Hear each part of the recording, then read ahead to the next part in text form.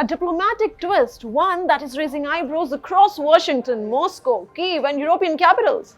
Reports suggest that a one-on-one meeting between Russian President Vladimir Putin and Ukrainian President Volodymyr Zelenskyy could actually be in the works. Yes, you heard that right, a potential face-to-face between the two leaders at war. Well, the meeting is not as surprising as the location suggested by Putin, Russia.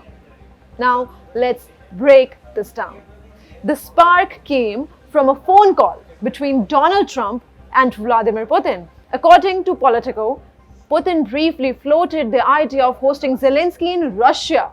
But almost immediately, those present dismissed it as unserious, more of a passing remark than a concrete proposal. One official told Politico, and I quote, "Everyone immediately dismissed it and passed it by yesterday, and today the media is making it a big deal." This is what he said. So, is this just noise, or is there something more? We'll break it down. Well, the White House seems to think there is a movement. Press Secretary Karoline Leavitt confirmed it, that discussions are underway for a direct Putin-Zelenskyy meeting. She said many options are being explored. Though she stopped short of giving any location or timeline, still her words are significant. She said both leaders have expressed willingness to sit down. That is where Trump comes in. The peace promoter who has been reiterating the idea of a trilateral summit involving himself, Putin and Zelenskyy. He is pitching it as the best way forward to resolve the conflict. A bold claim, but one that plays into Trump's long-standing narrative of being the deal maker who can end wars. Now, how does Zelenskyy feel about this? Interestingly, he is not closing the door. Standing alongside European leaders in Washington, he said Ukraine is ready for talks. So what are the possibilities here? What possibilities do we see? On one hand, if Zelenskyy were to actually visit Russia, it would mark the most dramatic diplomatic gamble since the war began. Imagine the symbolism. The Ukrainian leader walking into the Kremlin, the very place that ordered the invasion of his own country. It could be seen as weakness by some or as extraordinary courage by others.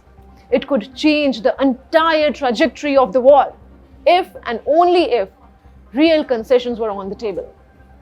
On the other hand, this could all be smoke and mirrors. Moscow may be testing the waters, floating ideas that make it look open to dialogue, while in reality buying time on the battlefield. And Trump, who loves the optics of being at the center of historic negotiations, might also be amplifying the idea to reinforce himself as the peacemaker.